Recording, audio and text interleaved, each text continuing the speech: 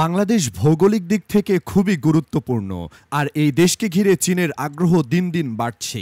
দক্ষিণ এশিয়ার মাঝারি আকারের উন্নয়নশীল দেশ হওয়া সত্ত্বেও চীনের বৈদেশিক নীতিতে বাংলাদেশ বিশেষ স্থান দখল করে নিয়েছে। একদিকে রয়েছে বিপুল চীনা বিনিয়োগ ও বাণিজ্য, অন্যদিকে সামরিক সহযোগিতা ও ভূরাজনৈতিক প্রভাব বিস্তারের প্রচেষ্টা। প্রশ্ন হলো, কেন বাংলাদেশ চীনের কাছে এত গুরুত্বপূর্ণ হয়ে উঠেছে? এ বিষয়ে বাংলাদেশের প্রতিবেশী দেশ ভারত কি বলছে, কিভাবেই বা এই সম্পর্ককে দেখছে? চীন বাংলাদেশের অর্থনৈতিক, কৌশলগত, সামরিক ও ভূরাজনৈতিক দিকগুলোর আদ্যপ্রান্ত নিয়ে সাজিয়েছি এবারের পর্ব। বিস্তারিত জানতে পুরো ভিডিওটি দেখুন। দর্শক, চলুন চলে যাই মূল ভিডিওতে। বাংলাদেশ এশিয়া মহাদেশের দক্ষিণ এশিয়ায় অবস্থান করছে। বিশ্বের সবচেয়ে বড় উপসাগর বঙ্গোপসাগরের দক্ষিণে হওয়ার কারণে এর ভৌগোলিক গুরুত্ব অপরিসীম। বাংলাদেশের তিন দিকে ভারতের অবস্থান, আর একদিকে মিয়ানমার রয়েছে। মোট কথা, পূর্ব দিকে মিয়ানমার, পশ্চিম ও উত্তরে ভারত এবং দক্ষিণে বঙ্গোপসাগর। এই ভৌগোলিক অবস্থান চীনের জন্য বিশেষ কৌশলগত গুরুত্ব বহন করে। চীন যেহেতু মালাক্কা প্রণালী নির্ভরতা কমাতে চায়, তাই বঙ্গোপসাগর তার বিকল্প হিসেবে বিবেচিত। চট্টগ্রাম ও পায়রা বন্দরের মাধ্যমে চীন বঙ্গোপসাগরে তাদের সামরিক প্রভাব বিস্তারের চেষ্টা চালাচ্ছে। চীন ভারত দ্বন্দ্বের প্রেক্ষাপটে বাংলাদেশ ভূকৌশলগতভাবে ভারসাম্য রক্ষাকারী রাষ্ট্র হিসেবে বিবেচিত হচ্ছে। ভারতের পূর্বাঞ্চলকে ঘিরে যে কৌশলগত উত্তেজনা রয়েছে, সেখানে বাংলাদেশ একটি সংযোগস্থল। ফলে বাংলাদেশ চীনের দক্ষিণ এশিয়া ও ইন্দো প্যাসিফিক নীতিতে অপরিহার্য এক দেশ হয়ে উঠেছে। বাংলাদেশ ও চীনের মধ্যকার বাণিজ্যিক সম্পর্ক দিন দিন আরও ঘনিষ্ঠ হচ্ছে। ফলে দেশের অর্থনীতিকে ঘিরে চীনের আগ্রহ বাড়ছে। বর্তমানে বাংলাদেশে চীনের 20 বিলিয়ন মার্কিন ডলারের বেশি বিনিয়োগ রয়েছে। পদ্মা সেতুর রেল সংযোগ প্রকল্প, পায়রা বন্দরের উন্নয়ন, ঢাকা চট্টগ্রাম এক্সপ্রেসওয়ে নির্মাণ এবং চট্টগ্রামে চীনা বাংলাদেশ ইন্ডাস্ট্রিয়াল পার্ক চীনের আগ্রহী হয়েছে। আগামীতে অবকাঠামো, বিদ্যুৎ, রেল, বন্দর, শিল্প এলাকা, কৃষি উৎপাদন ও তথ্য প্রযুক্তি খাতে চীন বিপুল পরিমাণে বিনিয়োগে আগ্রহী। সম্প্রতি আম রপ্তানির নতুন দিগন্ত উন্মোচনের পর এবার বাংলাদেশের সম্ভাবনাময় চামড়া শিল্পেও আগ্রহ দেখিয়েছে চীন। চীনের এই বিনিয়োগ কেবল অর্থনৈতিক নয়, এর পেছনে রয়েছে কৌশলগত প্রভাব তৈরির হিসাব নিকাশ। চীন জানে অবকাঠামোর মালিকানা, অর্থাৎ নিয়ন্ত্রণ মানে দীর্ঘমেয়াদে একটি দেশের অভ্যন্তরীণ সিদ্ধান্ত গ্রহণে প্রভাব বিস্তার করা যাবে না। চীনের এক্সিম ব্যাংকের ঋণ ও চীনা কন্ট্রাক্টরদের মাধ্যমে কাজ করানো বড় ডিপ্লোমেসির অংশ। পায়রা বন্দর উন্নয়নে চীনের জড়িত থাকার অর্থ হল বঙ্গোপসাগরে চীনের একটি নোঙ্গর পয়েন্ট তৈরি হওয়া। এটা তাদের স্টিং অফ পালস কৌশলের একটি অংশ, যেখানে ভারত মহাসাগরের চারপাশে বন্দর নির্ভর প্রভাব বিস্তার করা হবে। শ্রীলঙ্কার হাম্বানটোটা বন্দর, পাকিস্তানের গদর বন্দর, মিয়ানমারের কিয়াকপৌ বন্দরের মতোই পায়রা বন্দরকে চীন ভবিষ্যতে কৌশলগত ঘাঁটি হিসেবে বিবেচনা করছে, যে কারণে তারা প্রচুর বিনিয়োগে আগ্রহী। চট্টগ্রাম বন্দরের আধুনিকায়নেও চীনের অর্থায়নের প্রভাব ছিল।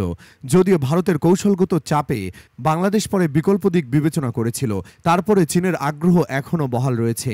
বঙ্গোপসাগরের নৌ প্রভাব বিস্তারে চীনের এই কৌশল ভবিষ্যতে আরও স্পষ্ট হয়ে উঠবে বলেই মনে করছেন বিশেষজ্ঞরা। চীন বর্তমানে বাংলাদেশের বৃহত্তম অস্ত্র সরবরাহকারী দেশ। ট্যাঙ্ক, সাবমেরিন, যুদ্ধজাহাজ, ক্ষেপণাস্ত্র ব্যবস্থা, রাডার সিস্টেম থেকে শুরু করে যুদ্ধ বিমান সবকিছুতেই চীনের ছাপ রয়েছে বাংলাদেশে প্রথমবারের মতো 2017 সালে নৌবাহিনীতে যুক্ত হয় নবযাত্রা ও জয়যাত্রা নামে দুটি সাবমেরিন, যা 2013 সালে বাংলাদেশ নৌবাহিনীর জন্য সংগ্রহ করা হয়েছিল। এটি দেশের প্রতিরক্ষা ইতিহাসে বড় এক ঘটনা। বাংলাদেশ বিমান বাহিনীতে ব্যবহৃত F-7 যুদ্ধ বিমান, ট্যাঙ্ক ও ক্ষেপণাস্ত্র ব্যবস্থাও চীনের তৈরি। এছাড়া যৌথ সামরিক প্রশিক্ষণ ও মহড়াও বাড়ছে দুই দেশের মধ্যে। এই সামরিক সম্পর্ক কেবল অস্ত্র কেনাবেচায় সীমাবদ্ধ নয়, এটি চীনের এক ধরনের সামরিক কৌশলগত প্রভাব বিস্তার নীতিরই অংশ বলে মনে করছেন বিশ্লেষকরা। তিস্তা নদী বাংলাদেশের উত্তরাঞ্চলের জন্য একটি গুরুত্বপূর্ণ জলস্রোত। ভারতের সঙ্গে দীর্ঘ আলোচনার পরেও এই নদীর পানি বন্টন ইস্যুতে সুরাহা হয়নি। এই প্রেক্ষাপটে চীন তিস্তা রিভার মাস্টার প্ল্যান নিয়ে এগিয়ে আসে। এই প্রস্তাব ভারতের কৌশলগত মঞ্চে আলোড়ন তৈরি করেছে। যদিও তিস্তা নদীর উৎস ভারতের সিকিম ও পশ্চিমবঙ্গ থেকে শুরু হয়, তবে এর উন্নয়ন পরিকল্পনায় চীনের সরাসরি অংশগ্রহণকে ভারত ভালো চোখে দেখছে না। ফলে বাংলাদেশ চীন সম্পর্ক শুধু নদী ব্যবস্থাপনায় নয়, আঞ্চলিক পানি কূটনীতিতেও প্রভাব প্রভাব ফেলছে। চীন তিস্তা মহাপরিকল্পনা বাস্তবায়ন করলে ভারত অনেকটা বিপাকেই পড়বে বলে মনে করছেন বিশ্লেষকরা। কেননা তিস্তা পারের পাশেই রয়েছে সবচেয়ে দুর্বল জায়গা চিকেন নেক। দীর্ঘদিন ধরেই চীনের নজর রয়েছে এই চিকেন নেকের দিকে। আর চীন যদি তিস্তা মহাপরিকল্পনা বাস্তবায়ন করে তাহলে ভারতের চিকেন নেকের আরো কাছে চলে আসবে চীন। এর মাধ্যমে ভারতের সেভেন সিস্টার্সে চীনের নজরদারি আরো বাড়বে বলেই মনে করছে নয়াদিল্লি, যার ফলে সেভেন সিস্টার্স ভেঙে যাওয়ার আশঙ্কা করছে ভারত। কেননা এরই মধ্যে কয়েকবার অরুণাচলকে চীন নিজেদের দাবি করেছে। আর চীনকে দিয়ে যদি তিস্তা মহাপরিকল্পনা বাস্তবায়ন করা যায় তাহলে বাংলাদেশের সাথে ভারতের গেম খেলা বন্ধ হয়ে যাবে বলেই মনে করছেন বিশ্লেষকরা। বড় বিপাকে পড়বে ভারত, এমনটিও মনে করছেন তারা। চীন বাংলাদেশের সম্পর্কের গভীরতা ভারতের কূটনৈতিক মহলে উদ্বেগ সৃষ্টি করেছে। বাংলাদেশকে ভারতের প্রাকৃতিক মিত্র মনে করা হলেও চীনের বাড়তি সম্পৃক্ততা ভারতের কৌশলগত ব্যর্থতা হিসেবে বিবেচিত হচ্ছে। বিশেষ করে চীনের সাবমেরিন বিক্রি ও তিস্তা প্রকল্প ভারতের উদ্বেগকে বাড়িয়ে তুলেছে। এর প্রতিক্রিয়ায় ভারত BBIN, বিমস্টেক এবং ইন্দো প্যাসিফিক কৌশলে বাংলাদেশকে সম্পৃক্ত রাখার চেষ্টা করছে। ভারতের জলবায়ু প্রকল্প, ট্রান্সশিপমেন্ট সুবিধা, রেলপথ সম্প্রসারণ কৌশলগত দিক থেকে চীনের প্রভাবকে সমান্তরালভাবে ব্যালেন্স করতে দেখা গেছে। চীনের উত্থানকে ঠেকাতে যুক্তরাষ্ট্র, পশ্চিমা বিশ্ব এখন দক্ষিণ এশিয়ায় নতুন মিত্র খুঁজছে। বাংলাদেশ তাদের কাছে এখন উদীয়মান বাজার ও কৌশলগত অংশীদার। কোয়াড, IPF ও ইন্দো প্যাসিফিক কৌশলে বাংলাদেশের ভূমিকা নিয়ে আলোচনা চলছে। জাপান এরই মধ্যে মাতারবাড়ি গভীর সমুদ্রবন্দর প্রকল্পে যুক্ত হয়ে চীনের বিকল্প হিসেবে হাজির হয়েছে। এই বহুপাক্ষিক কূটনৈতিক চাপে বাংলাদেশ চীন সম্পর্ক পশ্চিমা জোটের মধ্যে ভারসাম্য রক্ষার চ্যালেঞ্জের মুখে পড়েছে বলে মনে করছেন বিশ্লেষকরা।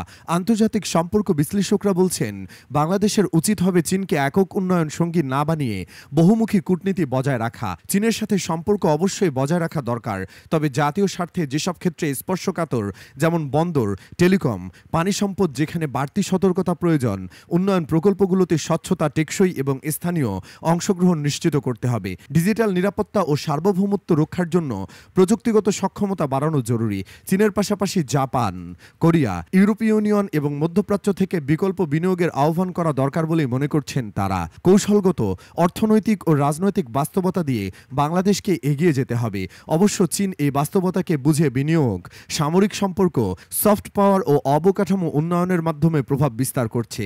বাংলাদেশের উচিত হবে এই চীনা আগ্রহকে নিজেদের উন্নয়নে সহায়ক হিসেবে ব্যবহার করা, তবে পুরোপুরি নির্ভরশীল হওয়া যাবে না বলে মত দিয়েছেন বিশেষজ্ঞরা। বাংলাদেশ চীনের কাছে যেমন দামি, আগামী দশকে সেই দাম আরও বাড়বে। তবে বাংলাদেশকে ঠিক করতে হবে সে কিভাবে নিজের দাম বুঝবে, কার সঙ্গে কতটা গভীরে সম্পর্ক করবে, আর কোথায় গিয়ে না বলবে। তখনই বাংলাদেশের প্রকৃত দাম বুঝতে পারবে বিশ্ব দরবার।